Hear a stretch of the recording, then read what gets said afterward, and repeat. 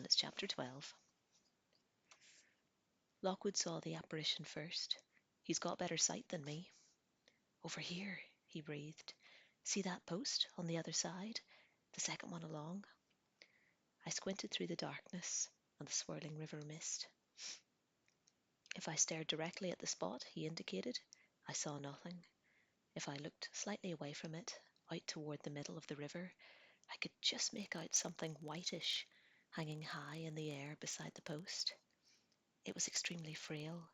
It hung there bothersomely, like a smudge on a lens, a trick of the eyes. I see it, I said. It looks like a shade to me. Agreed. He made a noise of faint perplexity. It's weird, though. We're right by the Thames. How much running water do you need? The problem, the great mystery, is itself composed of numberless small mysteries, and some of the oldest is the undeniable fact that visitors of all types and temperaments hate running fresh water. They can't abide it, even in small amounts, and won't cross its flow. This is a precious fact which every agent has relied on at one time or another.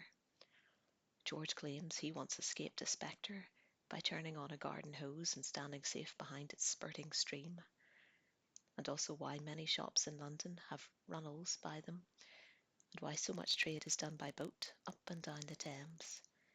Yet, here was the river, only 20 yards away, and here was a growing haze. Low tide, I said. The water's drawn back. The source must be dry. Must be, he whistled. Well, didn't expect this. Flo did, I said. She tricked us. This is some kind of trap. Snot, the voice spoke loudly in my ear. I gave a jump, collided with Lockwood, and swung my rapier round to find Flo Bones leering at my side. She lowered the covers on her lantern. Her face seemed to float in the darkness, a grubby, disembodied head. Trap, she hissed. This is your side of the bargain. This is the three of us, scrabbling happily in the dirt. What's the matter? You're an agent. You're not afraid. Of this? One shade? Oh, you see just one up there, do you? She pursed up her mouth, all tight and crinkly, then snorted in disapproval. Very good. Well done. Have a cigar and join the proper agency. There are two, you daft dollop. There's a little one beside her. I scowled into the darkness. I don't see it. You're making it up. No, she's right. Lockwood had his hand cupped over his eyes, like he was clearly concentrating hard. Faint and formless like a cloud. The tall one's a woman, wearing a hat or a shawl, a hooped skirt.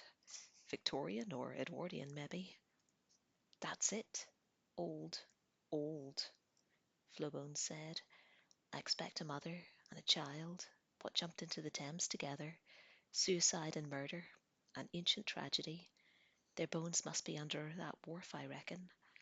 And you don't see it? She said to me. Well, well. Sight's not really my area, I said stiffly. Ain't it? Shame? She jerked her head close. So enough of this nattering. I want your help now. Here's how it goes. We, all of us, creep near that post, slowly, quietly. No sudden moves that might make 'em suspect nothing. Then it's easy. You keep an eye on 'em. Make sure they don't get agitated, while I go a-ferreting with my trusty marsh knife here. She pushed back her noxious coat, and I saw the blade at her belt for the first time, a short, wickedly curved weapon, with an odd double prong at the point, like a giant can opener, or those little wooden forks you get with jelly deals. Just watch my back, she said. That's all you have to do. It won't be deep, so it won't take long. I made an exclamation of disgust. So the idea is we're to stand guard while you go digging for some dead kid's bones, which you then hope to sell on the black market? Flo nodded. That's about the size of it, yeah? Absolutely no way. Lockwood. He grasped my arm, squeezed it. Come on, Luce. Flo's wise. Flo's clever. She's got information. If we want it, we have to help her. Simple as that. Another sharp squeeze. A fond, pardon me, rather fatuous grin had spread over Flo's face.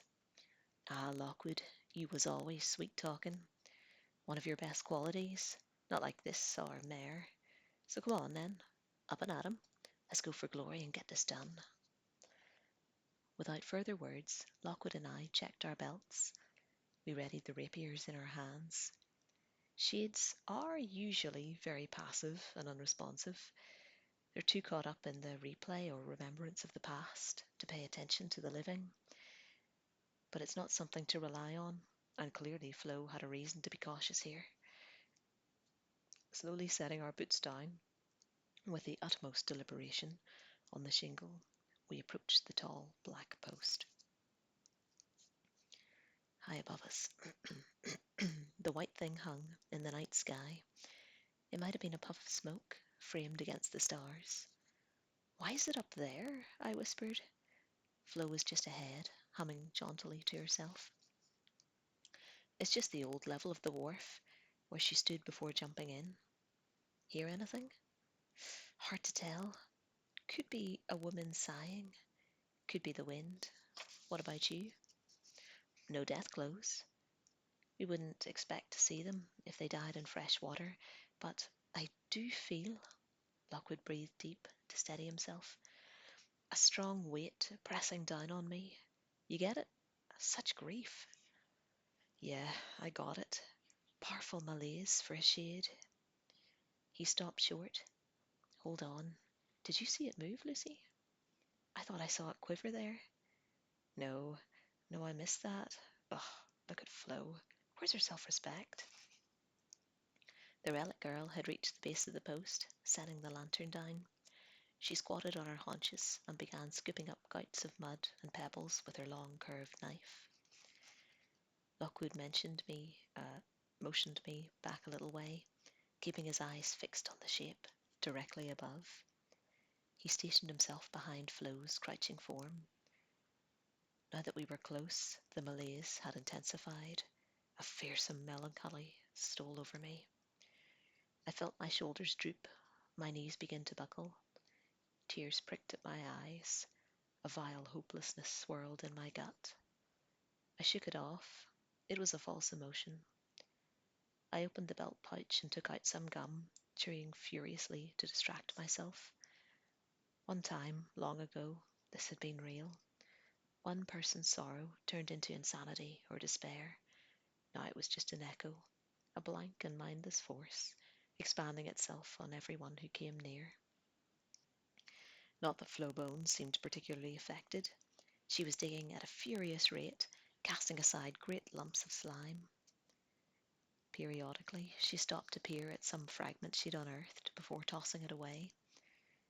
A ripple of sound against my eardrums, a quiver in the air, a sighing I could hear that grew louder.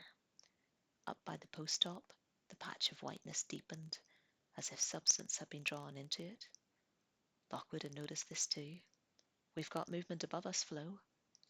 The relic girl's bottom was high, her head practically in the hole. She didn't look up. "Good. That means I'm getting warm." The pressure in the air grew stronger. All trace of the river breeze was gone. The weight in my heart was painful, wedged in there like a stone. Gum snapped in my mouth. I listened to the knife scratching the foul, wet ground, watched the hanging whiteness.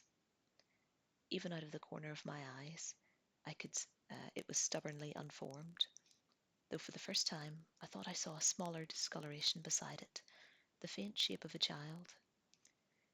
A shudder ran through the larger cloud. My eye jerked to it. Lockwood took a slow step further away. "Getting warm, Flo," said again. "I can feel it. It's moving, Flo. We've got signs of agitation. Getting warm."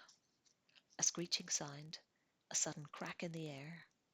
I jerked back sharply, swallowing my ball of gum. The white shape dropped straight down beside the post, directly toward Flo's head. Lockwood darted inwards, slicing his rapier across the path. The shape jerked up, avoiding the slashing, silver-coated blade, and I had the briefest sensation of wild, billowing skirts and a coil of smoke like hair as something somersaulted silently over our heads and came to a halt a few feet from me, hovering just above the ground. Rage had given the apparition solid form, a tall, thin woman in an old-fashioned dress, tight up top, with a spreading crinoline skirt. She wore a pale bonnet, with long strands of dark hair, half obscuring her face, and she had a necklace of spring flowers at her throat.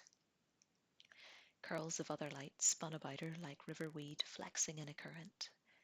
At her side, a tiny figure huddled close against her skirts. They were holding hands. I stepped back, dry-throated, trying to recall the stance I'd used with Esmeralda in the rapier room. This wasn't a shade, but a cold maiden, a female ghost that persists because of ancient loss. Most cold maidens are melancholy, passive things that don't put up much of a fight when you're hunting for their source. But not this one. With a rush, she swept towards me. Her hair blew back, and her face was bone-white horror, a frozen, black-eyed mask of scowling madness. I whirled the sword in a desperate defence. For a moment, I seemed surrounded by pale, clawing hands. A shrieking beat upon my ears, but the ward knot held for. The rapier blade protected me, and all at once the air was clear, and far across the mud, two faint, translucent shapes were streaming away. A tiny child, a weeping woman in a trailing dress. "Back to the post, Lucy," Lockwood called. "You take one side, I'll take the other. Flo, talk to us. How's it going down there?" "If you have to say 'getting warm again,'" I snarled as I drew close, "I'll bury you in that hole myself." "Warmer," Flo said promptly. "Warmish, you might say. Almost hot." I got a few little pieces up for consideration here. Which, though? What's the source? I looked out across the Southwark reaches, where the visitors sped, lit by their own faint glow. Now, without breaking pace, they arced around, came racing back. "Whatever it is, they really don't want you to take it," I said. "Please hurry up, Flo." Flo squatted by the hole, cupping a set of tiny objects in her hands. "Is it these bones? If so, which one? Or that? No, not the bones at all. This little thing? This funny metal horse?" "Tell you what," Lockwood said. "How about you take the lot?" The glowing shapes were getting nearer, nearer, flying above the stones. "I don't want to take any old rubbish," Flo said in an aggravated voice. "I've got standards. My customers have expectations." The shapes were tilted forward in their hate and fury. Again I saw the woman's face, the thin, dark mouth, the gaping eyes. "Flo? Oh, very well." She took up a sack, tore it open, and a sweet, cleansing burst forth. Flo shoved the fragments inside. At once, the glowing forms blinked out. A rush of wind burst harmlessly against us. The corners of Lockwood's coat flicked back and softly subsided. The night was dark. When I looked up at the top of the post, I saw nothing but stars. Flo pulled the strings tight. I sank down on the sand and rested my sword across my knee. "In the bag," Lockwood said. He was leaning against the post. "Is it lavender? Yeah, stuffed with it. Stronger than silver, lavender is, while the fragrance lasts. It'll keep them quiet for a bit." She grinned at me. "Anything happened just now?" "I was busy. Couldn't take a look-see." "You knew they would attack," I said. "Didn't you? You had a go at this before." Flo took off her hat and scratched her matted blonde scalp. "Seems you're not as dumb as you look." "Well," she said, "I guess that's that." "Not quite," Lockwood said grimly. "There's our side of the bargain.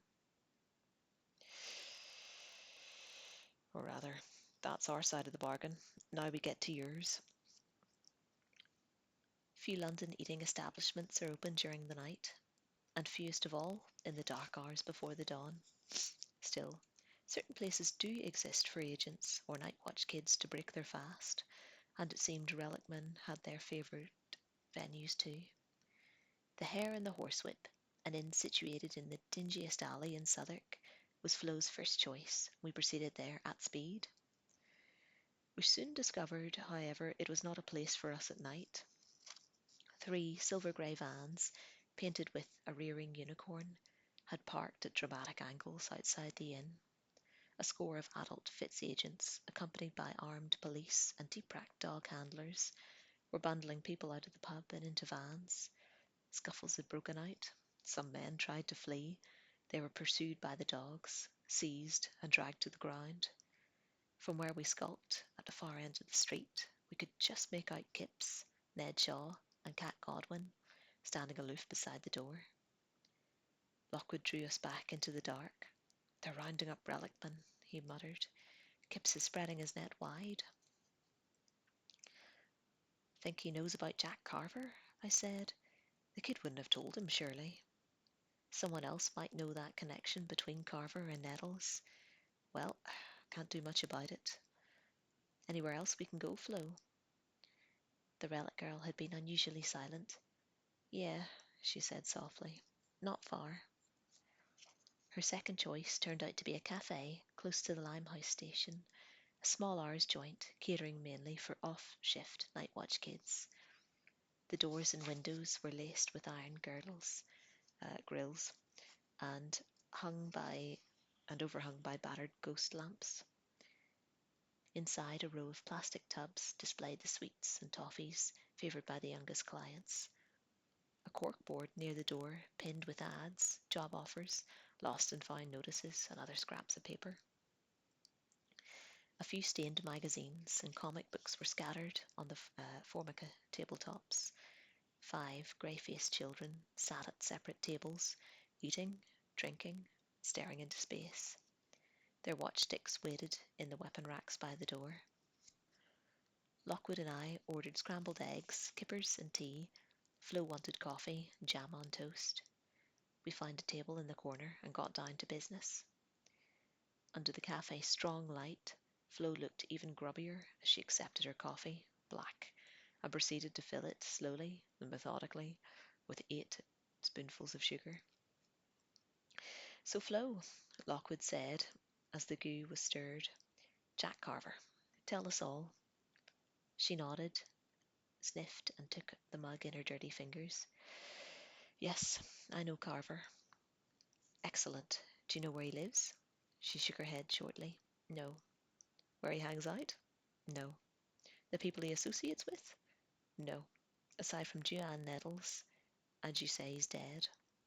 "His hobbies? Kinds of things he does in his spare time?" "No." "But you know where we might find him?" Her eyes brightened. She took a sip of coffee, frowned, and tipped another spoon-load of sugar into the black syrup. A frenzied of stirring followed while we watched and waited. At last, the ritual was complete. Finally, she regarded us both levelly. "No." I made a movement in the direction of my rapier. Lockwood adjusted a napkin on the table. "Right," he said. "So when you claim to know Carver, you mean this in quite a generalized, limited, and, not to say completely useless way?" Flo Bones raised her cup, drank the mixture in a gulp. "I know the nature of his reputation. I know what he does with the artifacts he steals. I know how a message could be got to him, all of which might be of some interest to you." Lockwood sat back, hands flat on the table. "Ah, yes, they would, if true. But how could you get a message to him when you don't know him from Adam?" "Don't tell me," I said. You put in a mouldy skull, you put it in a mouldy skull and leave it at midnight in an open grave." "Nah, I pin it to the notice over there." She pointed at the corkboard beside the door. "That's how my people in the profession keep in touch. It's not done often, mind, we, as a rule, being solitary types, but there's several boards like this that serve a certain function." She wiped her nose on her fingers, and her fingers on her coat. "The Hare and Horsewhip has one, but we can't use that." I frowned, but Lockwood seemed to think it plausible enough. Interesting. I might just do that. How would I address it? Mark it for the attention of the Graveyard Fellowship. That's relic meant to you and me. Carver might not say it himself, but someone else might pass on the word. This is no good to us, I snapped. We need something concrete. What does Carver do with his relics when he's stolen them? He takes them to Winkman. Can I have another coffee? No, you bloody can't. Not until you've given us the details. Then all the coffee you want. Or we can just pour you a bowl of sugar and you can drizzle a teaspoon of coffee on top, Lockwood said. Might be simpler that way. Hilarious, Flo said unsmilingly. He always was a regular comedian. All right, I'll tell you about Carver. There's two types of relic collector. There's such as moi, who make our way quietly in the world, looking for forgotten things of psychic significance. We don't give no trouble. We don't look for it neither. Then there's others. They're too impatient to mess about with shore combing. They like things that give a quick profit, notwithstanding they might be another's property. So these boys hunt the cemeteries, stealing what they can, and they aren't above robbing the living too, even if that means... I looked at her. Means what? Killing 'em dead.